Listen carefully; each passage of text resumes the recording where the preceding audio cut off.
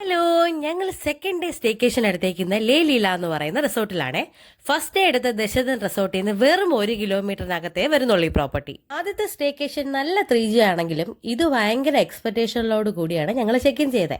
ഞങ്ങൾ അവിടെ ചെന്നപ്പോൾ തന്നെ ചെറിയ മഴയൊക്കെ ഉണ്ടായിരുന്നു കേട്ടോ. ഇടയ്ക്ക് മഴ കൂടും, പിന്നെ ഇടയ്ക്ക് മഴ കുറയും. അങ്ങനെ ഒരു വൃത്തികെട്ട ക്ലൈമറ്റ് ആയിരുന്നു. ശരിക്കും റൂമിനകത്ത് പെട്ടുപോകുമെന്നുള്ളൊരു പേടി ഉണ്ടായിരുന്നു. പക്ഷെ കുഴപ്പമില്ലായിരുന്നു. കുറച്ച് കഴിഞ്ഞപ്പോൾ മഴയൊക്കെ അങ്ങ് കുറഞ്ഞു. ഞാൻ ഈ റിസോർട്ടിൽ ചെക്ക് ഇൻ ചെയ്തപ്പോൾ തന്നെ എന്നെ എക്സൈറ്റ് ചെയ്യിപ്പിച്ച ഒരു കാര്യമായിരുന്നു ഇവിടെയുള്ള കയാക്കിംഗ്.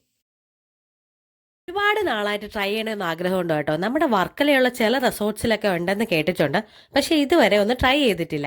എന്തായിരുന്നാലും ഇവിടെ ഉണ്ടെന്ന് അറിഞ്ഞപ്പോഴത്തേക്കും കൺഫേം ആയിട്ട് ട്രൈ ചെയ്യണമെന്നുണ്ട്. പക്ഷെ മഴ ചതിക്കുമോന്നൊരു ഡൗട്ട്. മാത്രമല്ല കേട്ടോ ഇവിടുത്തെ സ്പെഷ്യാലിറ്റി ഈ സൈക്ലിംഗ് ഉണ്ട്. ഷിക്കാരയ്ക്ക് ചാർജ് ചെയ്യുന്ന 1700 പ്ലസ് GST ആണ് കേട്ടോ. അത് നേരത്തെ നമ്മൾ ഇൻഫോം ചെയ്താലേ അവർ അറിയാം. ഷിക്കാര എന്താന്ന് പിടികിട്ടാത്തവർക്ക് നമ്മുടെ വള്ളമില്ലേ, ട്രഡീഷണൽ സാധനം, അതിൽ കൊണ്ടുപോകുന്ന സംഭവമാണ് ഉണ്ടായിരുന്നപ്പോൾ ഏറ്റവും കൂടുതൽ ആഗ്രഹിച്ചതും കിട്ടാത്തൊരു സാധനമാണ് ഈ സംഭവം. അയണിച്ചക്ക എന്നാ ഞങ്ങളുടെ നാട്ടിൽ പറയുന്നത്.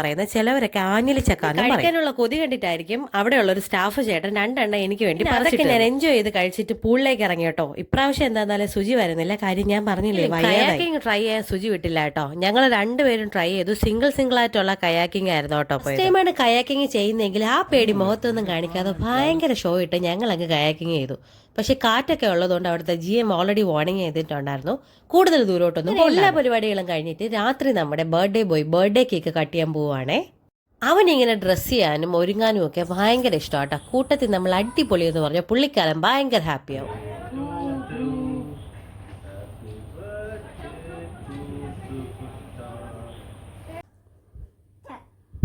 നമ്മൾ കേക്ക് പ്രീ ബുക്ക് ചെയ്യാത്തതുകൊണ്ട് തന്നെ കേക്ക് കിട്ടാൻ വലിയ ബുദ്ധിമുട്ടായിരുന്നു. പിന്നെ അവിടുത്തെ സ്റ്റാഫ് പുറത്തൊരു ബേക്കറിയിൽ നിന്നായിരുന്നു കേക്ക് ഒപ്പിച്ചുകൊണ്ട് വന്നത്.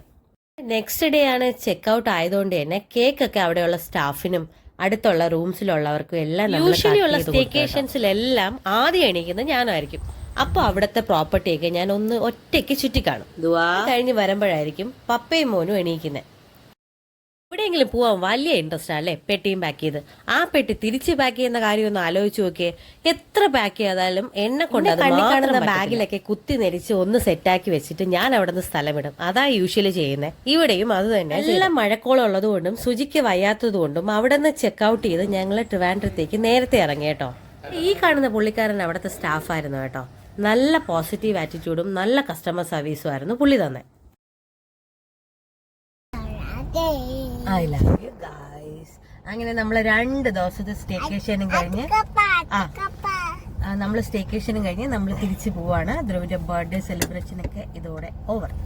തീർച്ചയായിട്ടും ഞാൻ റെക്കമെൻഡ് ചെയ്യുന്ന നല്ലൊരു സ്റ്റേ ആയിരുന്നു കേട്ടോ. ഇത് നല്ലൊരു പ്രോപ്പർട്ടി, നല്ല കസ്റ്റമർ സർവീസ്, എല്ലാം കൊണ്ടും സാറ്റിസ്ഫൈഡ് ആയിരുന്നു. അപ്പോൾ പുതിയ വീഡിയോയിൽ കാണാം. Bye, take care.